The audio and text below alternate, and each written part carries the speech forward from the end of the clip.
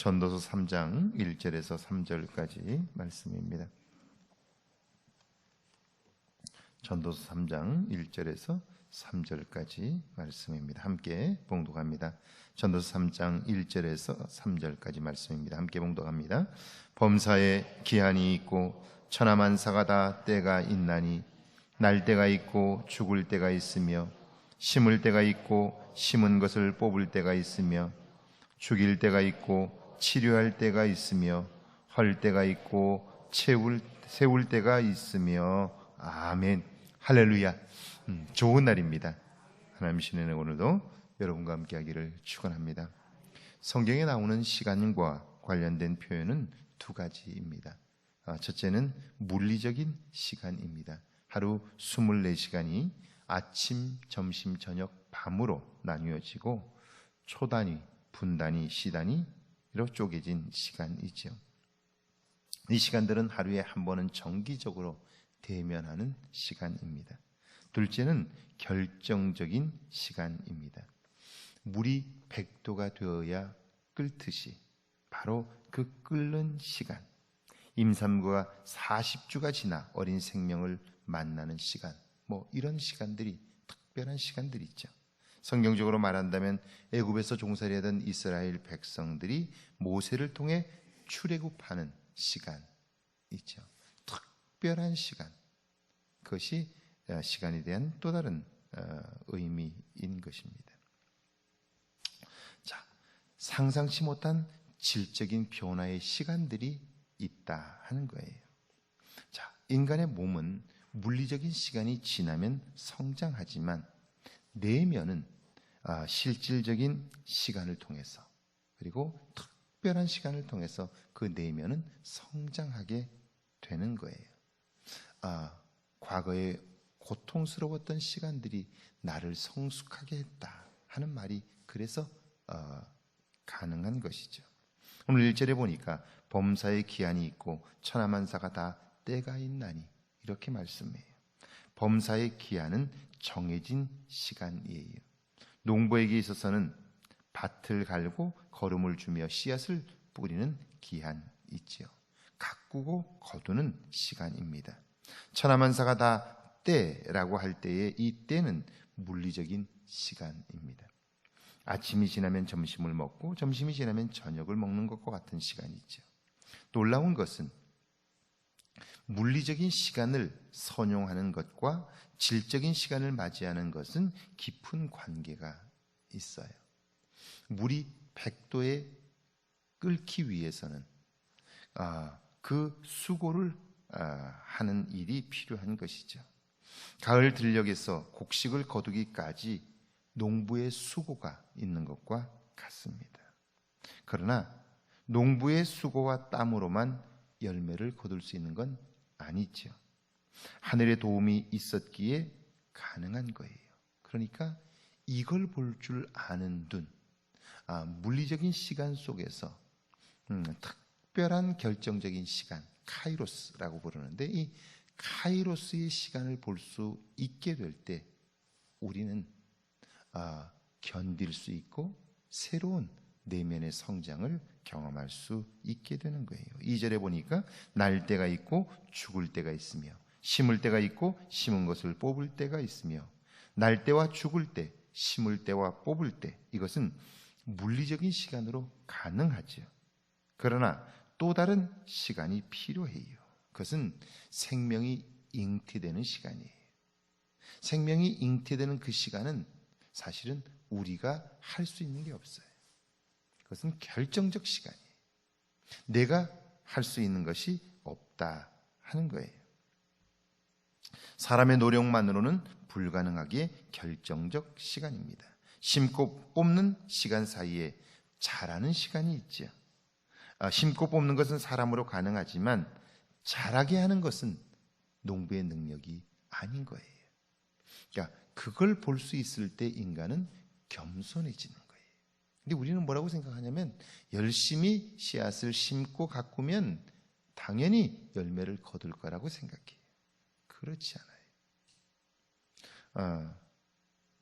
엊그제 누군가와 만나서 이야기를 하는데 장사를 하시는 분인데 사업을 하면서 가게가 너무너무 잘 되어가지고, 그래서 그 두 가게를 정리해가지고 새롭게 도시 한복판에 큰 건물을 빌려서 가게를 크게 하나 시작을 했대요.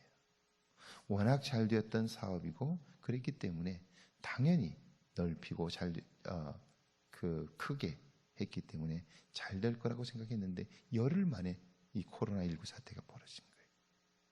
사람들이 올 수 없는 환경이 된 거예요. 자, 우리가 할 수 있는 것이 있는가 하면 할 수 없는 것이 있는 거예요. 이걸 분별할 줄 아는 것을 지혜라고 말하는 거죠. 자, 그러니까 이걸 구분할 줄 알게 될 때 피조물인 인간과 하나님의 역할을 혼돈하지 않게 되고요. 인간이 하나님 노릇을 하지 않게 되는 거예요. 여기 3절은 죽일 때가 있고 치료할 때가 있으며 헐 때가 있고 세울 때가 있다라고 말해요. 모든 사람은 병으로 인하여 죽고 치료를 통해 살기도 해요. 의사는 환자를 치료하지요. 그러나 모든 환자를 다 살리지는 못해요. 사람은 자기를 위하여 낡은 집을 헐고 새 집을 짓습니다. 사람이 집을 지을 수는 있지만 그러나 행복한 가정을 세울 수는 없는 거예요. 그러니까 이걸 분별할 줄 아는 지혜가 우리에게 필요한 것이죠. 집과 가정은 차원이 다르기 때문이에요. 인간이 때를 구분하는 일, 자신의 한계를 인정하는 일, 내가 할 수 있는 것과 할 수 없는 것을 구분할 줄 아는 것, 삶에 있어서 얼마나 중요한지 몰라요. 그런데 우리는 참 어리석게도 내가 할 수 있는 일은 하지 않고 내가 할 수 없는 일, 하나님만이 하실 수 있는 일을 관심하면서 그걸 내 노력으로 해보려고 하다가 지쳐가는 경우들이 얼마나 많은지 몰라요. 이게 어리석음이에요. 내가 할 수 있는 일은 최선을 다하고 내가 할 수 없는 일은 하나님께 도움을 요청하고 이 둘을 구분하며 사는 일이 지혜로움인 것이죠. 그래야 시간을 낭비하지 않게 되는 거예요. 그러니까 지혜로운 사람은 살면서 내가 생각하는 것을 좀 더 구체화해요. 제가 새해가 되면 교인들에게 물어요.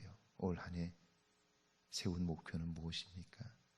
올 한 해 꼭 이루고 싶은 것이 무엇입니까? 라고 물어요. 그러면 가끔 교인들 중에 올해는 믿음이 좀 잘하면 좋겠어요. 신앙생활을 잘하면 좋겠어요. 이런 이야기들을 해요. 좋은 이야기예요. 그런데 어느 만큼 신앙이 자라야 신앙생활을 잘하는 건가요? 어떻게 해야 믿음이 성장하나요? 추상적이에요. 자, 좀 더 구체화할 필요가 있는 거죠. 신앙생활을 잘하기 위하여 나는 예배를 빠지지 않겠다. 예배를 내 삶의 올해는 첫째로 두게 살겠다. 예배의 모임들을 한 번도 빠지지 않겠다. 달력에 표시를 하겠다. 이게 구체적인 목표이죠. 그건 할 수 있잖아요. 그런데 내가 할 수 없는 게 있어요. 나는 교회에 가는 것까지는 할 수 있어요. 그러나 은혜를 받는 일은 하나님이 하시는 일이죠. 그래서 사모하는 거예요. 내가 예배를 매번 빠지지 않겠다 동그라미를 쳐놓고 그때에 가서 하나님이 은혜를 주시도록 하나님께 간절히 도움을 구하는 일도 교회에 출석하는 것만큼 같이 해가는 거예요. 이게 구체적으로 되면 1년이 지나면 나의 신앙은 성장할 거예요. 나의 믿음도 성장할 거예요. 할렐루야. 그런 거죠. 구체화할 필요가 있는 거죠. 오늘 하루 새벽에 나와 기도하는 여러분들은 오늘 하루 내가 만날 사람들, 내가 해야 할 일들을 위해서 기도하고요. 그리고 하나님, 오늘 하루 중에 내가 꼭 해야 할 일 중에 내가 알지 못하는 것이 있다면 알려주십시오. 라고 기도하는 거예요. 그러면 예상치 못한 일들을 하나님께서 알게 하셔요. 그래서 그걸 위하여 기도로 준비하게 되고 기도로 준비하여 하나님이 이루신 일들을 알 수 있게 되는 거죠. 오늘 하루 그 하나님과 함께 동행함으로 지혜로운 삶이 있기를 주의 이름으로 축원합니다. 우리 같이 한번 기도하시죠. 때를 나는 지혜가 있게 해달라고요. 내가 할 수 있는 것은 열심히 할 수 있게 해달라고요. 할 수 없는 것은 하나님께 도움을 구하며 살게 해달라고요. 함께 기도합니다. 하나님 감사합니다. 저희를 사랑하사 이 새벽을 깨우게 하시고 새벽에 나와 때를 아는 지혜를, 분별력을 주옵소서. 내가 할 수 있는 일에는 최선을 다하게 하시고 할 수 없는 일에게는 하나님의 도움을 구하는 지혜가 우리 안에 있게 하옵소서. 이 아침에 오늘 되어질 일들, 하나님이 하실 일들을 기억하며 기도하게 하시고, 주님 오늘도 만나는 사람들에게 소망을 전하게 하시고 위로하게 하시고 가장 가까운 사람들을 소중히 여길 수 있는 마음들을 우리에게 주옵소서. 하나님의 도우심을 보게 하옵소서. 하늘의 능력을 덧입어 오늘 하루도 지혜롭게 살아가도록 우리 모두를 축복하옵소서.